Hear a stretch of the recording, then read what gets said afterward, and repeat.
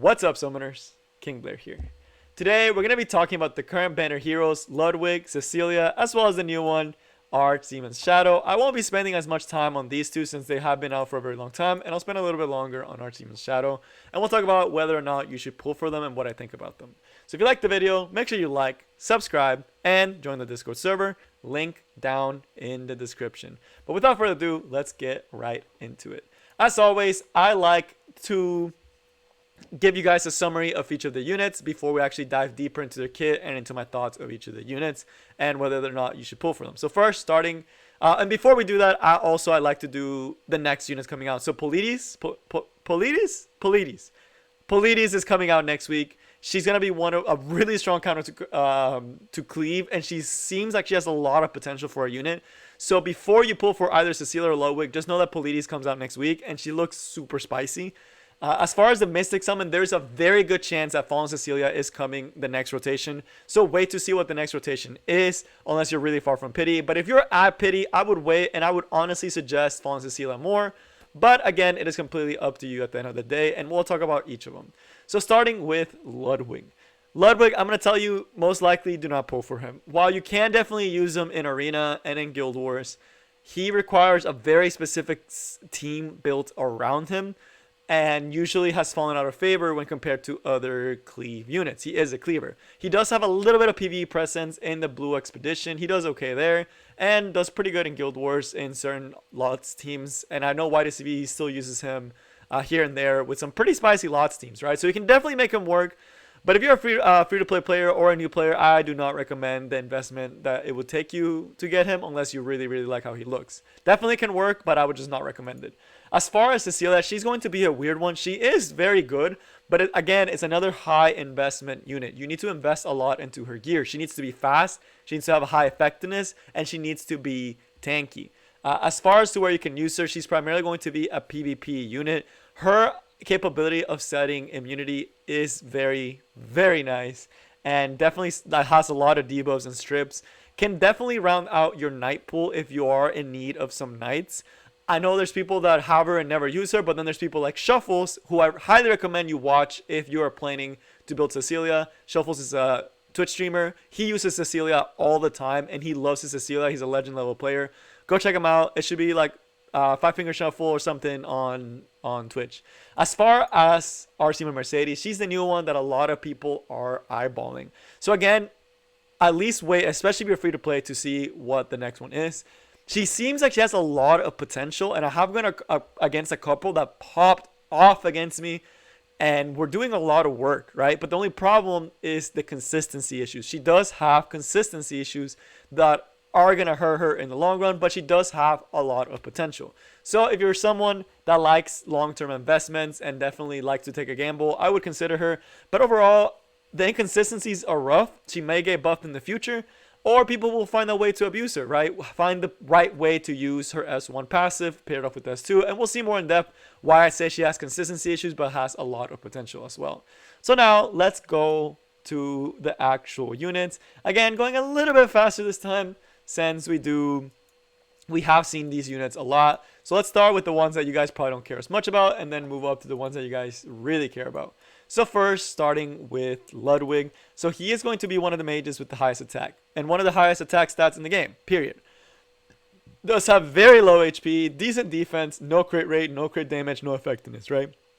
Not the greatest base stat, but really freaking good attack. This attack is through the roof. It's one of the highest attacks in the game. And the defense, not bad, right? And the speed, again, he is a cleaver. You're not really using him for his speed, but he does have decent speed. He is going to be primarily a cleaver. He does awaken into critical hit rate, allowing him to build him better.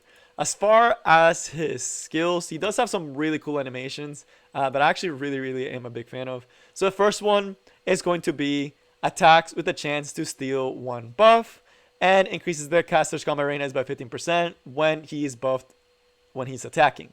This skill is one of the reasons why he's kind of good in PvE. He's able to steal buffs from some opponents, give it to himself, push himself up. As we'll see with the second skill, he can also do some spicy stuff. The second skill gives him a chance to not only stun, but also grant himself invincibility, and it's on quite a low cooldown and does a surprising amount of single target damage, right? Which is why he's actually really good for Green Expedition. So this skill, pretty spicy, and it does a really good chunk of damage, and it lets him set up and into the S3 that we'll see in a second. The S3, one of the coolest animation S3s. I love seeing this S3. But attacks all enemies, penetrating by defense by 20%. When invincible, penetrates by an extra 30%. A critical hit will also grant him a barrier with the strength that increases proportionate to his attack, right? So if he uses this, he gets a big barrier and he penetrates defense, which is one of the reasons people like him a lot, right? He starts at 30% and moves up to 50% if there's invincibility. The combo that you'll almost always see Ludwig put with is going to be a slightly faster or a double lots. In Guild Wars, it's a double lots where you open with the S2, you give himself invincibility, like you push him up with Ox Lots, he does the S2, then Lots pushes him up, and then he does the S3. That's one of the common combos. The other one is going to be something like DJ Bazaar with Blaze Dingo. Blaze Dingo being another really good combination with him, allowing you to do a lot of AoE damage. Arena defense teams have evolved a lot, which is one of the reasons why Ludwig Arena Cleave is not as good as it used to be. And overall, he has fallen off quite a bit. Can definitely still use him in Guild Wars, can still do a lot of work, and can definitely one-shot pretty easily with this S2 and set up into a nasty S3. Does require you to have a team built around him, as well as have him on pretty good gear, which is why I wouldn't recommend him, right? He's very fringe scenarios, kind of a fun unit if you want to just have super fun with like this S3 and just cleave your opponent with it. It is pretty fun, but there are cleavers that just do more than him right now. So that's the big reason why he's a little bit outclassed, but can still pop off if you do decide to invest in him. As far as Cecilia, so this one is always, people are always like either hate their Cecilia or love their Cecilia and pick her everywhere. And I will show a build for Cecilia. So before we even get to it, I do want to showcase two Cecilia builds. So we started doing a competition in the Discord where people can put the weekly units, and we got this time, we didn't get any Ludwigs because again Ludwig barely sees play. We got some Cecilias. So again, we're gonna see Cecilia is very tanky, very high speed, and really good effectiveness, as well as this one having a little bit of damage for this one on Holy Sacrifice. Here is going to be a little bit more of a traditional Cecilia, with again being very tanky, this one being a little bit faster to be able to capitalize, and of course having a little bit of damage in case she does end up hitting, and the adamant shield for the extra protection, right? So Cecilia, pretty spicy unit, right? A lot of people like her and like to invest in her. She does need immunity to function. So what does she do, right? Stat wise, she's a knight, right? She has decent health, decent defense, good speed, really good speed stat for a knight. This is a really solid speed stat for a knight, and does have some help in the effectiveness department, which she definitely does use. As far as her awakening, she does awaken into health, allowing her to be even tankier. Her now let's look over at the skills. Her S1 is going to be a 50% decreased defense, and the damage bases off her max health. So again, you can stack a lot of health onto her. It is only a 50%, but it is going to be for 2 turns, and she can use things like Elra's Sword, so she can definitely make use of this S1, just smacking the opponent, setting up a little bit of a world of hurt for them, and yeah, just doing some nice stuff. There are some exclusive artifacts that also give her even more effectiveness, which is why she's able to build her effectiveness so high. She does have an exclusive equipment. The one that I'm going to be particularly talking about is going to be the S2 one, because that one has the coolest ones for sure. So the S1, again, pretty nice. The S2, this one's going to allow you to decrease attack for 2 turns, and the damage dealt is proportionate to her max HP. The other one, the exclusive equipment, I believe, one of them allows you to apply unhealable. The other one allows this skill to strip, right? So you can either pick the skill to strip, or you can make it land and unhealable. Now, the S3, this is going to be her bread and butter. AoE attack, which is able to provoke the opponent AoE. Gives the team immunity. This is the huge one. Gives her a barrier, making her tanky. And of course, the damage is based on her max health. So again, skill of a max health on a knight is always pretty nice, right? AoE provoke, again, really, really good. Setting up her barrier, making it very hard for her to be taken down. The animation is pretty cool. I love the skin on her, and it's just nice, right? It's just full team provoke. and sets up immunity, which is huge, right? This immunity is nothing to laugh at. Really, really good against a Tywin. Really, really good against a lot of teams, honestly. Any debuff team, you can bring her, and she's an anti-debuff knight. So very, very strong, able to set up immunity. Of course, things like F10A will probably outspeed her. But on a slower, tankier team where you have things like a Tywin, even if you have your own a Tywin, having immunity up definitely can help you survive some of that debuffs, especially things if you're going against the a Tywin, right?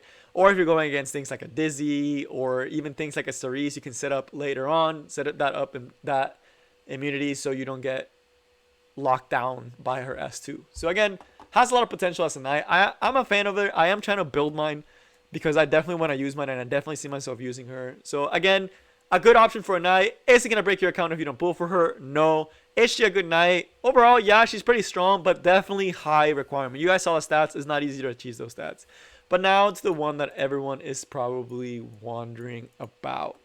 Archdemon's Shadow.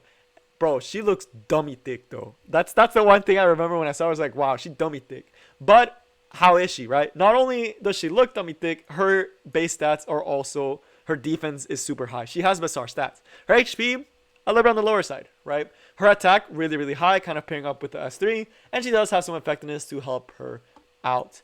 Archdemon Shadow, I did try to pull for her for fun, and I think I would enjoy her a lot. But she does have some potential. She does awaken into attack, and they did change the system, which I'm very happy about. You don't have to buy her from the whale shop anymore. You can actually buy her from... you can buy her imprints with gold transit stones, which is not bad. If you really like her, you can definitely do that for her. Now on to the skills that I think she has potential to be a really good unit, but there are some fundamental problems that can hold her back from being super oppressive, right? She can definitely be good, but there are some things holding her back from being just busted. So let's go over each of them. First, the S1. This skill has so much potential. This skill by itself has so much potential. We're not going to see the debuff, but this skill has a 75% chance to land the debuff. You guys see the S2 right here, and we'll talk about it in a second. This S1 has a chance to apply 75% chance to land Seal. Seal stops passives. That means if Arbiter Vildred is hit with this, he does not revive. If T-Cern is hit with this, she does not grant herself stealth and cleanse debuffs. If Fallen Cecilia is hit with this, she does not reapply a barrier. If Maya is hit with this, she does not cleanse. If a Tywin's hit, he doesn't cleanse. If Champ Zerato is hit, he does not cleanse. Again, really, really strong skill, which is why you can't just cast her aside and call her trash, because this skill has so much potential in just this S1. The problem with it is that it's only going to be 75%. So that's the big problem with it. And it does apply the seal before the hit, which is why a Tywin doesn't counter it, right? So this has the potential to be really good, but being 75% chance means that you have a 25% chance that the skill won't even hit, and then 15% effect resistance on top of that could stop you from landing the debuff. And immunity can also stop this debuff from landing. So there are a lot of things going against her in this respect, but this is on her S1, which means if you give her a counter set, you will be able to counterattack with the skill and apply the seal and go into your S2. So now onto the S2. This passive is actually one of the best passives in the game. It's just so strong. Giving her a straight up adamant shield that's way better than adamant shield. This stacks up all the way to 30%. 30% damage reduction. That's huge. Pair this with an Aureus, that's another like 20% gone, plus giving her 10% to her already high defense base stat. If you want to think about that, that's 50% damage reduction. That means a unit that normally would have done, like on a crit, would have done 50% damage, or would have done 10k damage, is now only doing 5k. That's huge. That's a lot of damage mitigation. It doesn't even count the second part. This makes her stupid tanky paired with her high defense stat.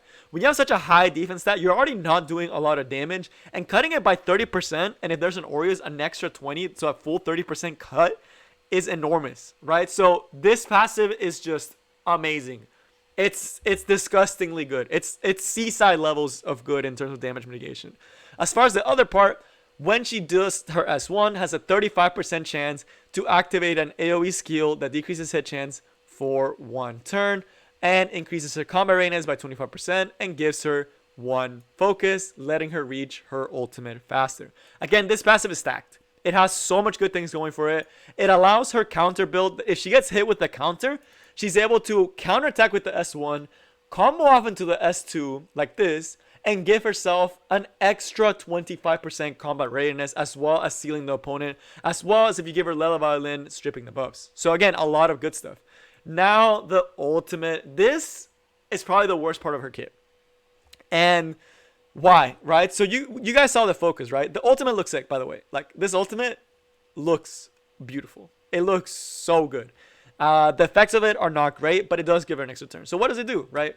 So the S3, it needs 5 focus stacks. Every time you S1, you get 1 focus stack. If you proc the S2, that's a focus stack. You need 5 of those, which means that if you're not running her on counter build, you need at least 3 turns, and that's assuming you proc a 35% chance to proc skill to get that focus faster.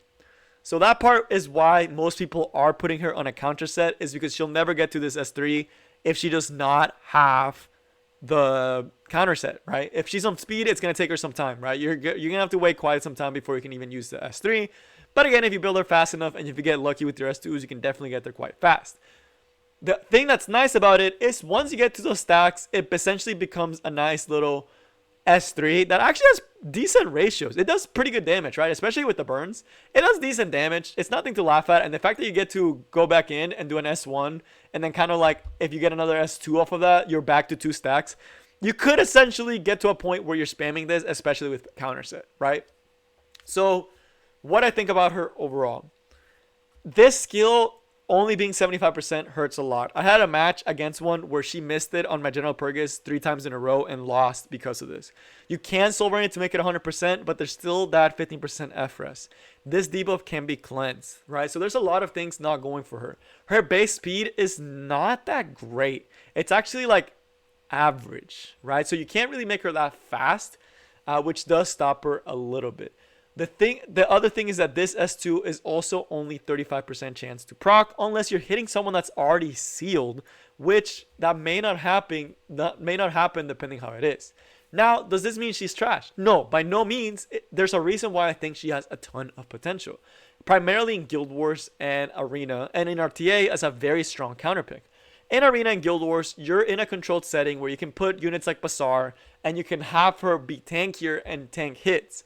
And you have time to set up into this S1 where it's okay to miss.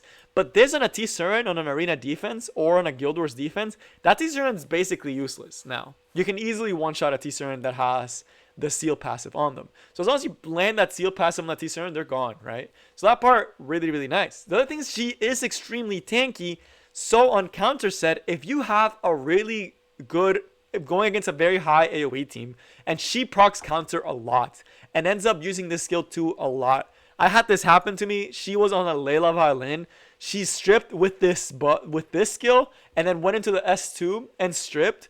And by the time her turn came around, she had this skill to be able to strip me and set up the seal onto one of my units. It was very, very scary and it looked really strong, right? So it has potential if you set her up with tankier teams. Especially in RTA, if you're playing some bruiser control and you take her against a bruiser control player and they have Champ C and F Maya, you can actually shut both those units out. So again, our team of Mercedes, a lot of potential, but inconsistent overall. So is she bad? Should you pull? I still suggest you wait till the next rotation. I really, really suggest you wait till the next rotation. She has a ton of potential. And if you have a really tanky team with Aureus and like a pseudo control that you can definitely use her in, her with Lela Violin is really annoying if she's popping off with this S2. Again, you are relying on a lot of RNG, but if you're getting that RNG, it is disgusting. It is absolutely disgusting. But again, can be locked down decently easily by things like F10, Cerise, and all those other stuff. So she definitely needs the support, but I feel like she has a lot of potential. So I'm not going to write her off as completely bad. I'm not going to say she's broken OP. I'm going to say she has a lot of potential, but I still suggest you wait, A, to see what people do with her, and B, to see who the next rotation is. But that is all I have for you guys today. I hope to see y'all next time. Peace.